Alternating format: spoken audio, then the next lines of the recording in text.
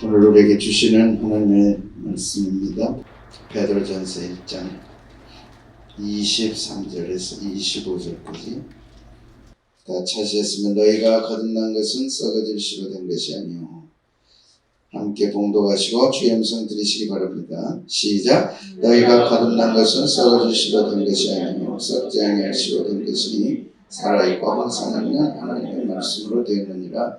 그러므로 모든 육체는 풀과 같고 그 모든 영광은 풀의 꽃과 같으니 푸른 마르고 꽃은 떨어지되 주의 말씀은 세세토록 있도다 했으니 너희에게 전한 복음이 곧 이 말씀이니라. 이제 장마가 이번 주면은 끝날 것 같아요. 폭염이 올 것 같습니다. 시베리아에 125년 만이래요. 68도, 영하 68도 나가던 기온이 지금 35도로 바뀌었다 그럽니다. 125년 만에 이상 고온입니다. 메뚜기 때 말씀드렸지만 또 창궐을 하고 중국이 또 홍수로 고통을 당합니다. 이런 모든 것들을 볼 때 주님의 오심이 가까운 줄 알라. 이제 지진이 나고 화산이 터지고 하면 정말 우리에게 충격이고 또 깨달음이 오겠죠. 기름등불 준비해서 신랑 맞이할 수 있는, 주님 맞이할 수 있는 준비들 하시기를 바랍니다. 두려워하지 말라 했습니다. 새 하늘 새 땅에는 거듭난 주의 백성들만 들어가게 됩니다. 미국도 가려면 비자를 받아야죠. 한국도 오려면 비자를 받아야죠. 하나님 나라도 들어가려면 비자를 받아야 됩니다. 어디서 태어났습니까? 한국입니다. 도장 딱 찍어주죠. 들어오십시오. 도장 딱 찍어주죠. 비자 없으면 들어갈 수 없습니다. 하나님의 나라 천국, 주님이 가지고 오실 새하늘 새 땅도 비자가 있어야 되는데 그 비자가 거듭남입니다. 그래서 예수님이 오셔서 가장 중요하게 하신 말씀, 회개하라 천국이 가까웠다. 회개하라 천국이 가까웠다. 2000년 전에 주님 오셔서 하셨다면 지금은 더 하겠죠. 회개할 때 도장을 찍어주시죠. 그것이 거듭남입니다. 지난주에 이어서 오늘 베드로전서 1장 23절에서 25절인데 23절 한 번 더 보겠습니다. 시작. 너희가 거듭난 것은 썩어질 씨로 된 것이 아니요 썩지 아니할 씨로 된 것이니 살아있고 항상 있는 하나님의 말씀으로 되었느니라. 베드로 사도도 거듭남에 대해서 말씀했습니다.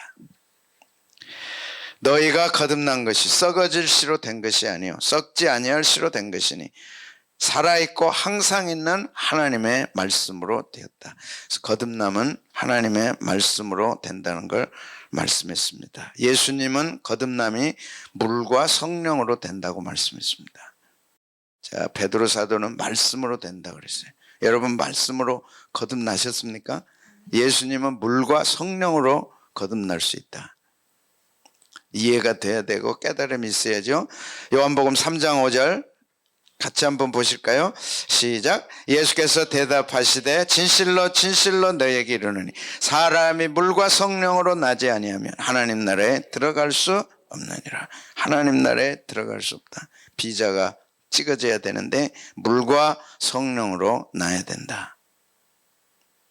이게 무슨 말씀인지 한 번 더 보겠습니다. 사도 바울도 사도 베드로, 사도 바울, 예수님도 똑같이 거듭남에 대해서 말씀했는데 사도 바울은 디도서 3장 5절에 이렇게 말씀했습니다. 읽어보실까요? 시작. 우리를 구원하시되 우리의 행한 바 의로운 행위로 말미암지 아니하고 오직 그의 긍휼하심을 조차 중생의 씻음과 성령의 새롭게 하심으로 하셨다. 행위로 거듭날 수 없다. 사람이 아무리 잘 살아도 그것으로 사람은 거듭날 수 없다. 특별히 율법을 다 행하고 이루어도 중생은 인간의 행위로 되지 않는다. 그럼 어떻게 중생이 이루어지냐? 하나님의 긍휼하심, 하나님의 긍휼하심을 따라서 중생의 씻음과 성령의 새롭게 하심으로 하셨다 그랬습니다. 사도 바울이 한 말을 정리하면 이런 말씀입니다. 예수님은 물과 성령으로 중생한다. 사도 베드로는 말씀으로 거듭난다. 사도 바울은 씻음으로 새롭게 된다 그랬습니다. 여기에 공통점이 있습니다. 그렇죠? 중생, 거듭남, 새롭게 하심 다 같은 말입니다. 예수님이 물과 성령으로 거듭났다. 거듭나야 된다. 성령님에 의해서 되는데 그 앞에 붙은 말씀 물은 뭐냐? 베드로는 그 물을 말씀이라 그랬습니다. 사도 바울은 그 물로 씻는다 그랬습니다. 정리되죠? 성령님은 똑같습니다. 말씀을 들을 때 성령님이 깨닫게 하지 아니하면 우리는 하나도 깨달을 수 없습니다. 성령님의 역사로 우리 하나님의 말씀을 깨닫죠. 성령님의 역사를 씻어주죠. 아이들 태어날 때 물로 씻어주잖아요. 그래서 이 땅에 발을 딛잖아요. 예수님은 물과 성령으로 거듭나는데 베드로는 그 물이 하나님의 말씀이다. 말씀으로 거듭납니다. 말씀으로 우리는 새롭게 되고 씻음을 받는 것입니다. 성령님이 역사해서 말씀이 이해가 되고 이 말씀을 사도 베드로는 복음이다 라고 말씀했습니다. 하나님의 살아있고 항상 있는 말씀으로 됐는데 25절 베드로전서 1장 25절 오직 주의 말씀은 세세토록 있도다 했으니 너희에게 전한 복음이 곧 말씀이라. 복음이 곧 이 말씀이라. 여러분이 예수 믿게 될 때 처음에 들었던 말씀이 복음입니다. 예수님의 십자가와 죽으심, 예수님은 나의 죄를 위해 십자가에 죽으셨다. 딱 박히게 되죠. 저는 12년 교회 다니고 예수님이 나를 위해 구체적으로 죽으셨다는 것을 12년 만에 깨달았습니다. 그냥 교회만 다닌 거죠. 고등학교 3학년 때까지 최소한 신학교 1학년 2학기 때까지는 예수님이 나를 위해 구체적으로 죽으셨다는 걸 몰랐습니다. 그러니까 교회에 다니는 게 의미가 없어요. 성찬을 하는데 의미가 없어요. 물론 설교 시간에 졸 수밖에 없고 못 알아듣는데 뭘 안 졸겠어요. 근데 복음을 전해 주셨어요. 예수님이 나를 위해 십자가에 죽으셨다는 거. 이걸 네가 마음에 믿고 예수님을 마음에 모시면 구원함을 받는다. 그렇지 않으면 영원한 불목 가운데 던져진다. 요한계시록 20장을 펼쳐서 읽어줄 때 저는 충격을 받았습니다. 막 지옥의 불이 저한테 넘어오는 것 같았어요. 그래서 제가 그러면 내가 어떻게 하면 됩니까? 할 때 예수님을 영접하면 된다. 알고 보니까 그게 중생이고 거듭남이었습니다. 예수님을 영접해서 거듭난 것은 교회 다닌 횟수하고 아무 상관없습니다. 육체로 되지 않습니다. 어떤 행위로 되지 않습니다. 직분으로 되지 않습니다. 여러분 직분을 받으려고 사모하십시오. 그러나 그 직분이 하나님 앞에 의미가 없습니다. 신앙이 없다면 아무 의미가 없어요. 하나님의 자녀 아닌 사람들이 목사가 될 수 있죠. 하나님의 자녀 아닌 사람이 장로 권사 될 수 있습니다. 지난주에도 말씀했죠. 유튜브에 가보니까 지옥에 가니까 목사들이 많더라. 제목을 또 하필 그렇게 달아놨어요. 직분하고 아무 상관없어요. 십자가의 한편 강도는 오늘 네가 나와 함께 낙원에 있으리라. 예수님을 인정하고 받아들일 때 그 순간 낙원 천국에 가 있으리라고 약속해 주셨습니다. 수십 년을 예수님 마음에 모시지 못하고 마음은 딱 닫고 거듭나지 못하고 죽으면 수십 년의 신앙생활이라고 하는 것이 물거품이죠. 인정이 안 됩니다. 스탬프가 안 찍어져 있어요. 비자가 딱 찍혀야 되는데 비자 찍어줄 사람은 한순간이라도 예수님을 인정하고 받아들이면 되는 거죠. 그래서 오늘 네가 나와 함께 낙원에 있으리라. 그러니 어떤 사람들은 내가 죽기 전에 예수님 영접하리라 굳게 믿고 악착같이 안 믿는 사람들이 있어요. 안 믿는 것은 자유지만 언제 죽을지는 하나님 손에 달렸죠. 믿고 안 믿는 것은 여러분의 자유입니다. 사람들의 고난입니다. 그러나 믿는 자는 천국으로, 믿지 않는 자는 지옥으로 가는데 그 갈림길에 가르는 것이 거듭남입니다. 그래서 오늘 우리에게 묻는 거죠. 여러분의 자녀는 거듭났느냐? 부모가 다른 거는 몰라도 아이가 거듭난 하나님의 백성인지 아닌지는 알아야죠. 교회 다닌다고? 아니죠. 오늘 예배 드렸냐? 아니죠. 그거 가지고 스탬프 받을 수 없어요. 거듭나야 스탬프를 받는 거예요. 씻김을 받아야죠. 그래서 예수님은 물과 성령으로, 베드로는 말씀으로, 바울은 씻음으로 중생한다. 그래서 중생의 씻음이라 그랬습니다. 그래서 고린도후서 5장 17절, 중생하고 거듭나서 씻김을 받으면 새로운 피조물이 된다는 것이죠. 같이 읽겠습니다. 시작. 그런즉 누구든지 그리스도 안에 있으면 새로운 피조물이라. 이전 것은 지나갔으니 보라 새 것이 되었다. 이 새 것은 리모델링이 아닙니다. 예수 믿고 리모델링 됐어가 아닙니다. 리모델링은 안에 거는 그냥 두고 겉에 것만 바꾸는 게 리모델링이죠. 리모델링 해보셨어요? 집 리모델링? 부엌도 바꾸고 안에도 바꾸고 그거는 바꾸는 거예요. 그런데 리모델링이 아니라 다 부수고 완전히 새롭게 신축하는 거죠. 그러니까 신축과 리모델링은 달라요. 물어보세요. 신축입니까? 리모델링입니까? 리모델링은요, 겉에 바꾸는 거예요. 설교 들으니까 그렇게 되고 싶거든요. 그러니까 페인트 칠하고 다 바꾸는 거예요. 그러니까 겉에서 보면 신축 같아요. 그런데 리모델링이라. 오늘 주님은 묻죠, 여러분. 바꾼 사람 리모델링이 아니고 새 것으로 바뀌어진 사람, 새 것으로. 누구든지 중생하면 새 것이 된다. 크로노스, 완전한 새 것, 신축입니다. 하나님의 설계도를 따라서 완전히 신축 공사입니다. 새로운 피조물, 아멘. 새로운 피조물. 새로운 피조물 될 때 첫째는 과거에서 미래로 전환이 됩니다. 하나님은 내 안에 새롭게 하신 후에 과거에 집착한 과거의 사람이 아니라 새로운 피조물로 바꿔놓으시고 미래를 향하도록 만들어 주십니다. 믿음, 소망, 사랑. 믿음이 들어오면 소망이 생겨요. 믿음이 들어와서 예수님으로 인하여 중생이 되면 과거에 집착하는 과거의 사람이 아니라 미래를 향해 나가는 소망의 사람이 됩니다. 할렐루야. 예수님 들어오시면, 내 안에 들어오시면 소망의 사람이 되는 거죠. 경험이 있으시면 아멘. 다 안 된다 그런데 될 것 같고, 다 안 된다 그러는데 교회 와서 말씀을 들으면 현실은 너무 막막한데 될 것 같고, 하나님은 자꾸 미래로 우리를 인도해 가세요. 가나안 땅으로 인도합니다. 현실은 광야입니다. 물 한 컵, 풀 한 폭이 없는 광야입니다. 그래도 가나안 땅으로 인도해 주시죠. 새로운 피조물, 어떤 피조물을 과거에서 미래로 바꿔주십니다.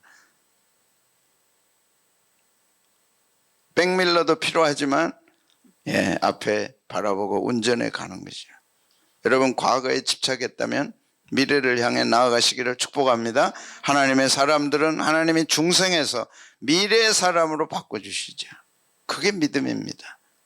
그리고 그 사람은 소망이 있기 때문에 사랑의 사람으로 사랑의 삶을 살아갑니다. 과거가 여러분의 발목 잡는다면 오늘 다시 한번 결단하셔야 돼요. 하나님이 원하는 중생한 거듭난 하나님의 사람들은 미래를 바라보고 나가는 사람입니다. 아멘입니까? 과거를 보며 몇 번이고 놔버리고 이제 하나님 못하겠어요. 하나님 안 됩니다. 도저히 안 되겠습니다. 그때마다 하나님은 할 수 있다고 말씀하죠. 된다고 말씀하죠. 너는 안 되지만 내가 너와 함께 하리라. 아멘. 아멘입니까? 이 땅 사는 날 동안 모든 삶이 끝난 후에도 우리는 미래를 향해 나가는데 천국이 우리를 기다리고 있습니다. 하나님은 절대 포기하는 하나님이 아니에요. 새로운 피조물 만드신 후에 하나님은 우리를 과거에서 미래로 이끌어 가십니다. 뿐만 아니라 죄가 우리를 발목 잡는데 하나님은 우리를 의인으로 중생하는 순간 만들어 주세요. 동이서에서 먼 것처럼 우리의 죄가를 다 옮겨버렸어요. 죄가 왜 무섭습니까? 죄는 상처를 남기기 때문에 무섭습니다.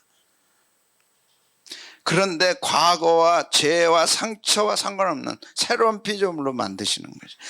경험하면 행복합니다. 아멘.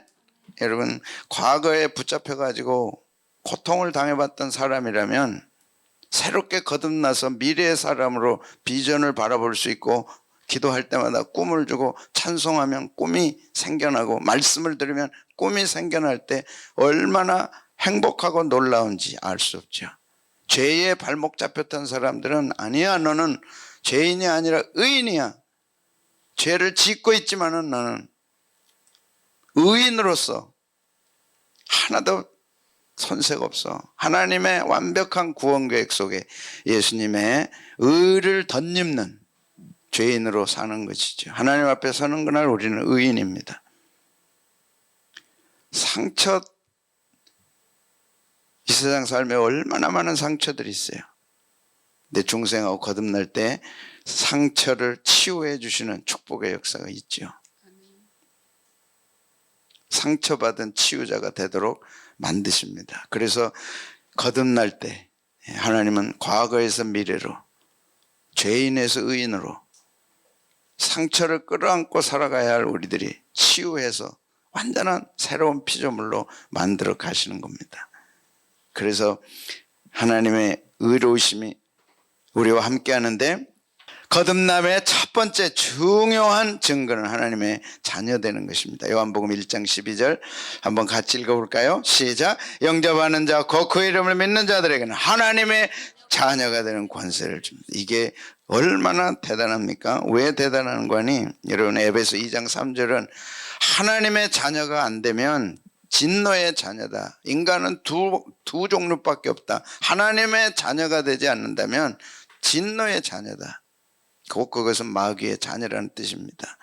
자, 같이 한번 읽어보겠습니다. 시작. 전에는 우리도 다 그 가운데서 우리 육체의 욕심을 따라 지내며 육체와 마음에 원하는 것을 하여 다른 이들과 같이 본질상 진노의 육체의 욕심, 마음에 원하는 걸 따라 살았어요. 세상은 두 가지로 삽니다. 마음의 육체의 욕심 따라 삽니다. 그리고 마음의 소원 가지고 삽니다. 본능이라는 거 우리 속에 있죠. 그것은 육체의 욕심입니다. 그리고 그 본능을 가지고 살아가는 것이 마음의 소원입니다. 그러나 그 결과는 진노의 자녀죠. 하나님이 인정하시지 않습니다. 육체의 욕심뿐만 아니라 마음에 원하는 것도 욕망입니다. 그래서 학문은 가르치잖아요. 그거는 본능적인 거야. 욕망은 본능적인 거야. 의식주 욕망이 있잖아요. 즐기고 싶은 욕망들이 있잖아요. 좋게 표현하면 그렇지만 사람은 한없는 욕망 속에서 그 욕망 가지고 살아가죠. 그런데 중요한 거는 그렇게 살면 본질상 진노의 자녀다. 그러므로 하나님의 자녀가 되어야 된다. 성경은 그렇게 말씀합니다. 여러분 욕망 따라 사는 삶을 우리는 적나라하게 보잖아요. 뭐 설교 시간에 뭘 더 말씀드릴 수 있겠어요. 마케팅이라고 하는 거 다 고급 포장을 했지만 사실은 본능을 자극하는 겁니다. 뇌에 가장 자극이 잘 되는 것이 욕망의 사인들. 그러니까 마케팅이 거기에 잘 발맞춰서 구매하도록 만드는데 충동 구매잖아요. 사람을 잘 뭐 핸드폰, 인터넷, TV, 책 다 마케팅이 깊이 들어와 있습니다. 사람은 그 충동 가지고 살아가는 거죠. 있는 사람은 있는 대로, 없는 사람은 없는 대로. 누리고 즐겨보자. 그래서 충동에 따라 살아가는데 그것이 본질상 진노의 자녀다. 돈이 없으니까 죄를 못 짓지. 돈이 주어진다고 하면 이 충동에 따라서 절제하고 이겨내고 살 사람이 얼마나 될까요? 얼마 전에 막 세상을 시끄럽게 했던 N번방, 뭐 박사방, 뭐 그런 거 있더라고요. 방도 참 못된 방이 많아요. 6월 23일 통계를 보니까 그 가운데 검거된 사람만 664명이래요. 이 N번방, 박사방에 들어가서 본능을 즐겼던 사람들. 자기는 드러나지 않으리라고 다 생각했겠죠. 664명이 검거가 됐어요. 사람의 가는 게 다 정해져 있잖아요. 적당한 소유 가지고 적당하게 살리라. 사람은 적당히 없죠. 충동에 의해서 살아가니까. 기회가 안 되고 돈이 없어서 그렇지, 돈이 있고 기회가 되면 얼마든지 세상은 잘 먹고 잘 살도록 돼 있죠. 왜 우리나라가 이성 결혼이 당연했잖아요. 남자와 여자가 결혼하는 거는 성경 아니라도 당연했잖아요. 근데 남자와 여자가 결혼하는 것에 만족을 못하는 거죠. 법적으로 이제 차별법이 통과가 되도록 한다는데 정말 통탄하고 이제 우려야 하겠죠. 동방예의지국이라 그랬고, 이제 세상은 그렇게 그냥 가지 않습니다. 충동과 본능을 충동질해 가지고 남자와 남자가 결혼해서 사는 것이 정당화되고, 여자와 여자가 결혼해서 사는 것이 이제는 당연시되는, 그걸 차별하면 차별법에 걸리는, 이번 법이 진짜 통과된다면 이제 교회에서 예수님만 믿어야 구원받는다, 예수님만 믿어야 천국 간다, 이제 이런 설교 못하게 되죠. 하게 되면 이제 법적 제재를 받게 되겠죠. 그러니 주님이 오실 날이 가깝지 않다고 말할 수 없죠. 인간의 욕망을 충동하는, 그래서 그런 걸 계속 충동질하고 그렇게 살아가도록 만들고 끊임없이 도전하고, 그 결과는 본질상 진노의 자녀다. 그래야 마땅할 우리를 하나님은 구해 주셔서 하나님의 자녀 되도록 만들어 주셨다는 것이죠. 내 속에 아직 본능과 성령의 역사가 싸우고 있지만은, 그래도 우리는 하루를 살고 일주일을 살고 주님 앞에 나오면서 하나님의 뜻대로 살지 못한 자신을 돌아보면서 하나님 앞에 회개하고 돌이키고, 또 하나님이 도와주시도록 기도하고, 하나님의 자녀입니다. 아멘. 그래서 막아지고 하나님 뜻을 따라 살아갈 수 있도록 하는데, 베드로후서 2장 6절은 소돔과 고모라 성을 멸망하기로 정하여 재가 되게 하사 후세에 경건치 아니할 자들에게 본을 삼으셨다 그랬습니다. 본을 삼으셨습니다. 소돔과 고모라의 동성애에 대해서 그 창세기에 기록되어 있잖아요. 소돔과 고모라의 기도 소리가 너무 크니까 하나님께서 진짜인지 기도를 알아보러 내려오셨는데, 그 천사의 모습을 보고 그 하나님의 사자를 범하겠다, 오늘 밤 내놔라, 그렇게까지 타락했습니다, 소돔과 고모라가.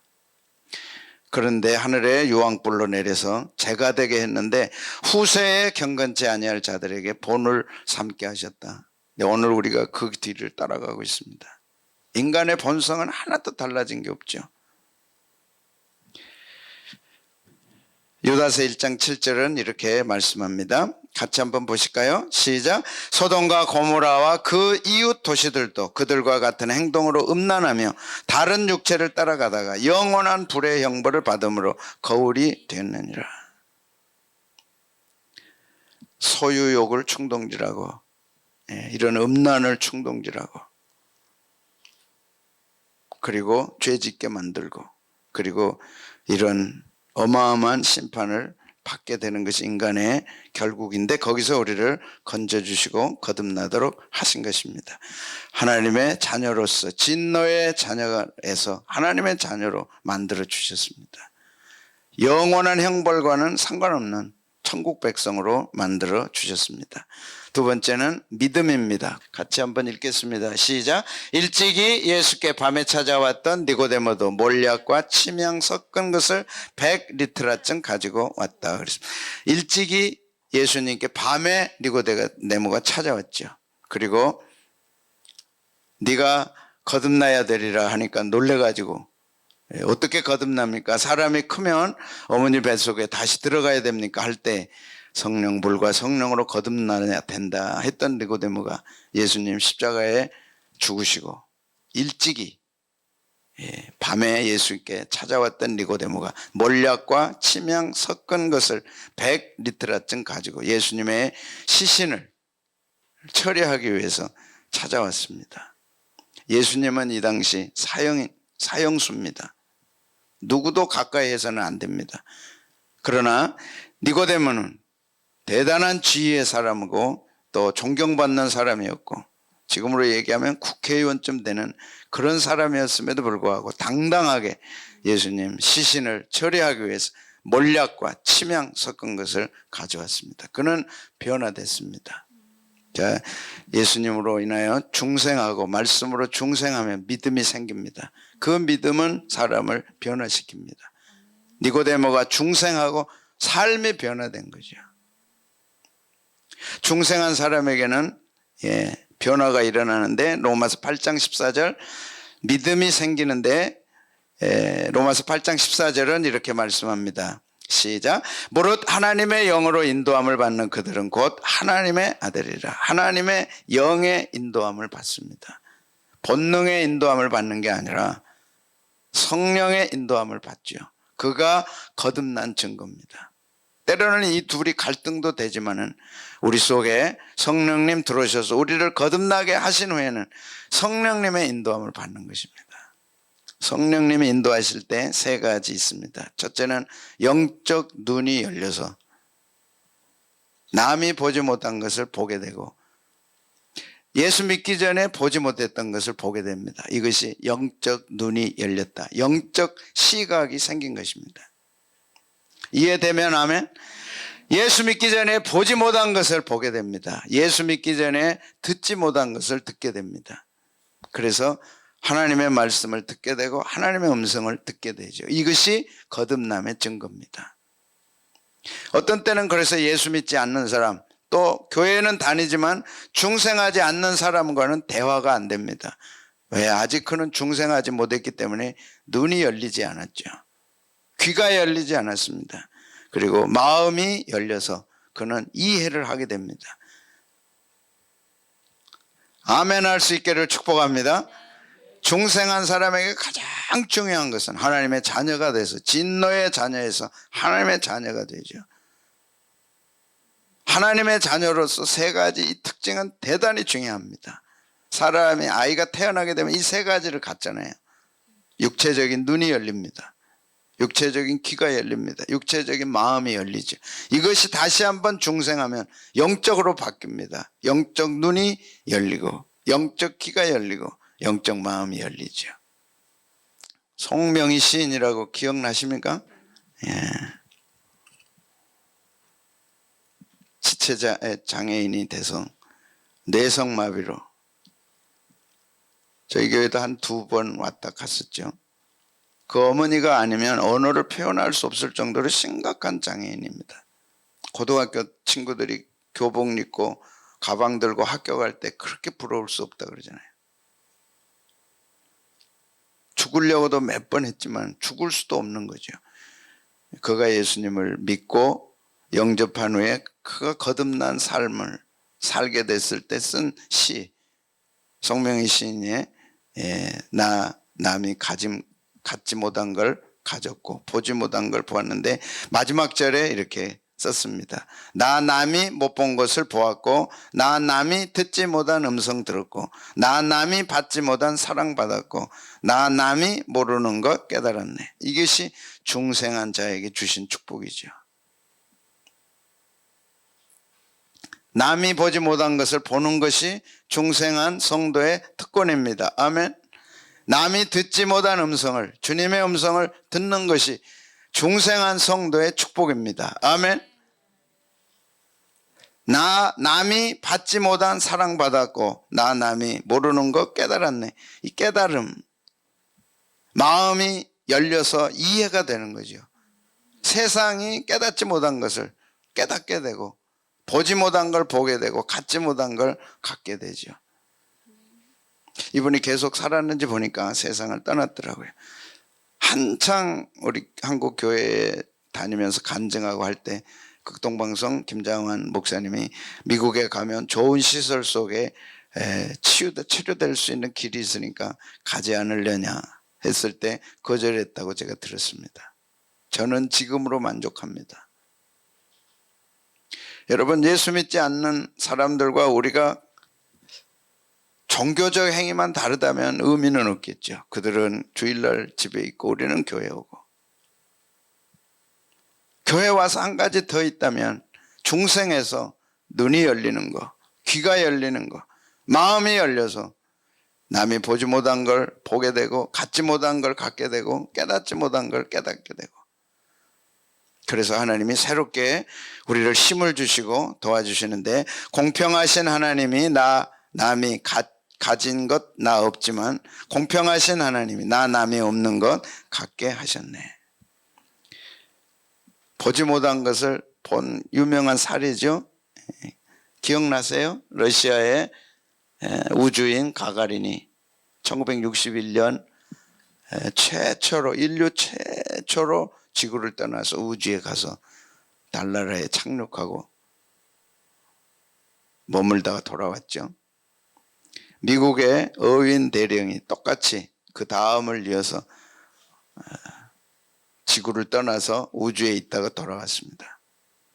당연히 소감을 묻겠죠. 근데 가가린은 지구는 푸른 것밖에 없었다. 하나님 계시더냐 잘 모르겠다. 어인이 돌아와서 당연히 물었겠죠. 사람들이 그곳에 하나님 계시더냐. 가가린은 하나님은 우주에 없다 그랬는데 당신은 어떻게 생각하느냐. 그가 대답했던 말입니다. 헝가리 대학생들에게 가서 간증을 하면서 마음이 청결한 자는 하나님을 볼 것이다 그랬습니다. 가가린은 우주에 하나님 없다 그러는데 당신은 우주에 가니까 하나님 계시더냐. 자, 똑같은 걸 보아도 하나님이 마음에 계셔 중생한 사람은 하나님이 계신 거죠. 남이 보지 못한 걸 보지. 가가린이 보지 못한 것을 어윈은 봤습니다. 가가린이 듣지 못한 음성을 그는 들었습니다. 어윈이 지상에 착륙할 때 낙하산이 2개가 펴져야만이 우주선이 정확하게 지상에 낙하할 수 있는데 하나가 안 펴졌습니다. 그 어마어마한 우주선이 지상으로 낙하할 때 얼마나 빨리 낙하하겠어요. 안에서 자기는 모릅니다. 이제 뭐 알겠어요?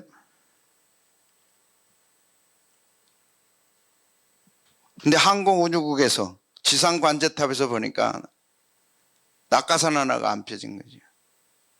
그리고 떨어집니다.